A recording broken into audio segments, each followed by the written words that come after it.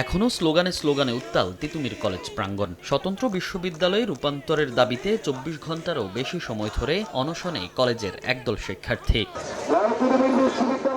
দিনভর অনশন আর অবস্থান কর্মসূচির পর রাত ৯টার দিকে ঘটনাস্থলে আসেন শিক্ষা মন্ত্রণালয়ের যুগ্ম সচিব মোহাম্মদ নুরুজ্জামানের নেতৃত্বে একটি প্রতিনিধি দল। সঙ্গে ছিলেন তিতুমীর কলেজের অধ্যক্ষ অধ্যাপক ডক্টর শিপ্রা রানী মণ্ডল সহ কলেজের ঊর্ধ্বতন কর্মকর্তারা। তাদের সঙ্গে দীর্ঘ সময় বাকবিতণ্ডা হয় শিক্ষার্থীদের। পরে যুগ্ম সচিব জানান, তিতুমীর কলেজকে বিশ্ববিদ্যালয়ে রূপান্তরের সিদ্ধান্ত তাৎক্ষণিকভাবে ঘোষণা করা সম্ভব নয়। তোমাদের দাবি যে অযৌক্তিক সেটা আমি একদম বলি না, যৌক্তিক এবং দাবির সঙ্গে আমরা, তবে কাঠামো এবং পদ্ধতিগত যে বিষয়গুলো এটা অবশ্যই শেষ করতে হবে এবং আইনি কাঠামোর মধ্যেই রাষ্ট্র করতে। আমি আশা করি যে তোমাদের এই যে আন্দোলন, এই আন্দোলনটা পিতা যাবে না। যুগ্ম সচিবের বক্তব্য প্রত্যাখ্যান করে হয় তিতুমীর বিশ্ববিদ্যালয় না হয় মৃত্যু স্লোগান দিয়ে গণ অনশন, রাস্তা অবরোধ ও বিক্ষোভ কর্মসূচি চালিয়ে যাওয়ার ঘোষণা দেন শিক্ষার্থীরা। আমরা স্পষ্ট এখান থেকে জানিয়ে দিচ্ছি, আমরা মাঠ থেকে উঠব না যতক্ষণ না পর্যন্ত আমাদের দাবি আদায় না হচ্ছে।